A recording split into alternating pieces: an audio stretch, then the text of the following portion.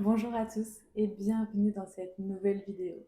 Aujourd'hui, on va parler naturopathie et parler des 5 plantes qui vont vous permettre d'améliorer la qualité de votre sommeil et de faciliter votre endormissement, avoir un sommeil plus réparateur. Et donc la première plante, c'est la camomille. La camomille, elle est facile à utiliser chez tout le monde, les enfants y compris, même tout petits. Elle permet vraiment d'apaiser et de relaxer l'ensemble du système nerveux. On peut utiliser l'hydrolat de camomille en diffusion le soir, par exemple, à la place de l'huile essentielle. On peut utiliser également l'huile essentielle avec une dilution particulière, donc quelques gouttes dans un diffuseur d'huile essentielle. On peut également l'utiliser sous forme d'infusion avant d'aller se coucher. On peut également utiliser l'huile essentielle de camomille qui, elle, pourra être mélangée avec une huile végétale et appliquée sur le poignet ou le plexus solaire pour favoriser l'endormissement et calmer les nerfs. Une autre plante très utile pour les troubles du sommeil, ça va être la valériane. La valériane, on va l'utiliser pour ses propriétés sédatives et calmantes. Elle va favoriser l'endormissement et résoudre les troubles du sommeil. Elle améliore également la qualité du sommeil. On va l'utiliser sous forme de teinture mère, d'infusion. On peut la trouver aussi sous forme de complément alimentaire et également sous forme d'huile essentielle. Concernant l'huile essentielle de valériane, on va l'utiliser avec une huile végétale. Donc vous mettrez une goutte d'huile essentielle dans 4 gouttes d'huile végétale que vous pourrez appliquer sur les poignets ou sur le plexus solaire. Et pour ce qui concerne l'infusion ou l'utilisation d'extraits de plantes fraîches, par exemple, il faudra vraiment faire attention avec l'utilisation de la valériane car elle comporte quelques contre-indications. Par précaution, demandez toujours conseil à votre médecin avant d'utiliser une plante, peu importe si c'est naturel ou pas, mais il faut toujours prévenir une éventuelle mauvaise utilisation.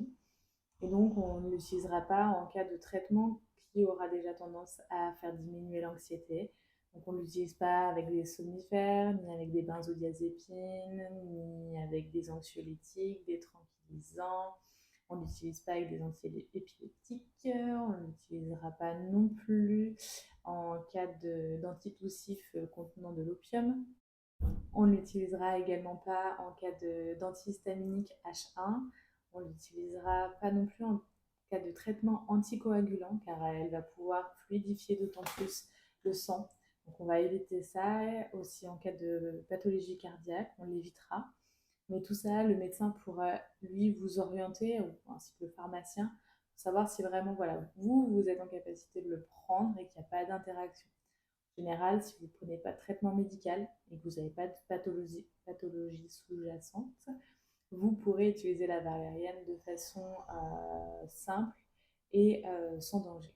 De même qu'on n'utilisera pas cette plante pendant la grossesse et qu'elle peut également diminuer l'absorption du fer à cause des tanins qu'elle contient. Alors on ne l'utilisera pas non plus en cas d'anémie en fer. La troisième plante dont je vais vous parler aujourd'hui, c'est le tilleul. Et cette fois-ci, je parle bien plutôt de la fleur ou des feuilles, mais non pas de l'aubier. L'aubier de tilleul, lui, va être plutôt utile en cas de problème diurétique ou justement pour stimuler l'élimination par les reins, alors que la feuille et la fleur vont plutôt avoir un côté apaisant et calmant. Il est légèrement hypnotique et peut être utilisé en tisane le soir avant d'aller se coucher. Son hydrolat peut aussi être utilisé chez les enfants comme chez l'adulte, avant le coucher, dans de l'eau chaude par exemple. Et pour ce qui s'agit de l'infusion, on utilisera à peu près 2 grammes de plantes qu'on fera infuser dans une tasse et pendant 10 minutes. Attention, le tilleul a vraiment ce côté diurétique quand même, même s'il est moins fort que l'aubier de tilleul. Donc on fera bien attention à bien s'hydrater. Pour ce qui est de la quatrième plante, on va parler de la lavande. La lavande, on en entend souvent parler en diffusion d'huile essentielle pour justement se calmer, s'apaiser, mais on peut également l'utiliser en infusion. Par contre, pour le coup, il faudra vraiment vérifier que ce soit de la lavande vraie ou officinale ou fine, mais pas du lavandin ou de la lavande aspic, parce qu'elles n'ont pas du tout les mêmes vertus. Mais en tout cas, la lavande va avoir cet effet aussi calmant du système nerveux. Elle va avoir un côté sédatif et améliore la qualité du sommeil. Elle peut être utilisée sous forme d'infusion, comme je vous disais, donc 2 grammes, pareil que pour le tilleul, 2 grammes par tasse, en laissant infuser une dizaine de minutes, puis on filtre et après on boit. On peut le boire tout au long de la soirée. Pour ce qui est de l'utilisation de l'huile essentielle de lavande peut être déposée sur un oreiller, par exemple. Elle peut également être diffusée dans un diffuseur d'huile essentielle à diffusion de vapeur, ou on peut directement respirer dans le flacon d'huile essentielle. La dernière plante dont je voulais vous parler, qui est vraiment axée sur le sommeil, c'est la passiflore. La passiflore est un petit peu comme la valériane. C'est vraiment deux plantes qui vont être vraiment très intéressantes en cas de trouble du sommeil, mais elles contiennent également beaucoup de composés qui peuvent interagir avec les médicaments comme les antidépresseurs, les somnifères, les tranquillisants, etc. Donc vraiment à utiliser avec précaution, comme la valériane. Toujours demander l'avis d'un médecin si on a déjà un traitement en cours ou si on a une pathologie sous-jacente. Comme la valériane, elle est déconseillée en cas de troubles hépatiques, en cas de grossesse ou en cas de pathologie du foie. Mais voilà, en tout cas, elle est utile en infusion, par exemple, ou en extrait de plantes fraîches, comme la valériane.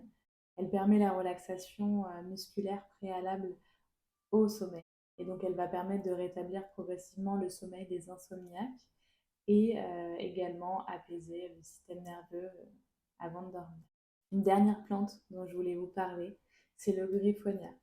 Attention, cette plante-là est vraiment encore plus que les autres à utiliser avec précaution. Elle ne sera pas utilisée sans avis médical, pas du tout. En tout cas, le griffonia, c'est une plante qui contient du 5-HTP. Donc, c'est le précurseur de la sérotonine, qui elle-même est précurseur de la mélatonine et qui donc favorise le sentiment de bien-être, mais aussi du coup l'endormissement. C'est vraiment une plante qui peut être utile en cas de dépression saisonnière ou en cas de dépression tout court. Elle est également utile pour gérer la prise de poids et la satiété. Elle a un effet sédatif, donc elle va augmenter aussi le sommeil paradoxal et la durée du sommeil tout court, ainsi qu'améliorer la profondeur du sommeil. C'est vraiment une plante qui peut être très utile vraiment en cas de trouble du sommeil. L'avis médical est évidemment obligatoire. Les épileptiques ne devront pas prendre ce genre de médicaments. On ne conseille pas pour les femmes enceintes, les enfants. Donc, toutes ces plantes que je vous ai présentées sont vraiment des plantes qui vont permettre de favoriser l'endormissement ou d'apaiser l'esprit et le corps avant de s'endormir. Par contre, toutes ces plantes ne sont pas utilisées en automédication. Il faut vraiment se rapprocher d'un thérapeute ou d'un médecin ou d'un pharmacien pour justement être sûr de pouvoir les utiliser et de pouvoir bien les utiliser. On ne peut pas uniquement se fier à ce que dit un site internet, par exemple, ou peu importe, n'importe où d'ailleurs, ou même pas se baser sur la vidéo que je viens de faire. Juste voilà. En tout cas, ce genre de plante est utile, très utile même, en cas de trouble du sommeil, mais vraiment, il faut se référer à un conseil vraiment avisé qui va vraiment être important en cas de trouble notamment ou en cas de traitement associé. Et donc, quelques conseils maintenant pour favoriser votre sommeil. Ça va être de consommer, par exemple, le soir, des aliments qui vont être riches en tryptophane, donc le fameux 5-HTP, qui va justement favoriser la sérotonine et la mélatonine.